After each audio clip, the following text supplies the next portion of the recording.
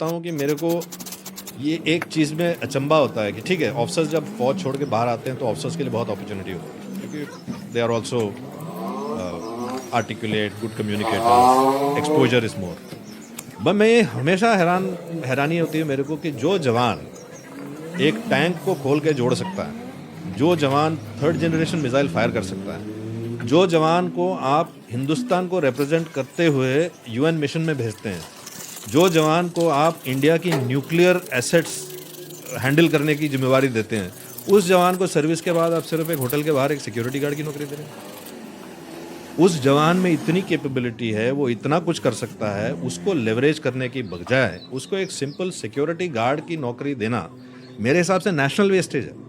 क्योंकि उस जवान को बना के तैयार करने के लिए कितने करोड़ों का खर्चा हुआ है वो शायद लोगों को पता नहीं है। एक जवान को ट्रेन करने के लिए लाखों का खर्चा होता है।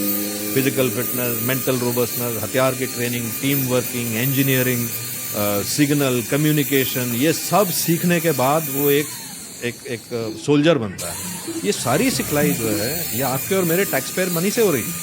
तो अगर आप देखें तो एक तरीके से भारतीय सेना या भारतीय defence forces is the most expensive academy. आप यूँ समझ लीजिए जैसे अगर कोई पायलट जिसने फाइटर एयरक्राफ्ट उड़ाए हैं, जंग के मैदान में फाइटर एयरक्राफ्ट उड़ाए हैं, वो अपना जो टेन्योर ख़त्म करने के बाद सिविल एविएशन में पायलट बन के आता है, तो उसकी कितनी घंटों की ट्रेनिंग ऑलरेडी फोर्सेस में हो चुकी है, और वो ट्रेनिंग को आप एक कमर्शियल साइड में लेवरेज कर सकते हैं। तो ये पायलट के लिए समझना बहुत आसान है, तो जवानों के लिए क्यों नहीं?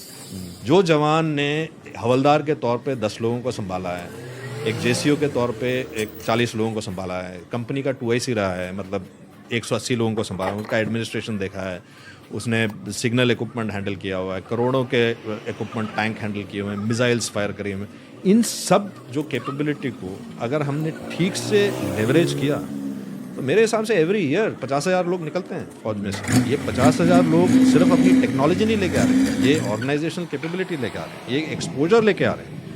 जो एक जवान मान लो रिटायरमेंट के बाद मंडी में जाके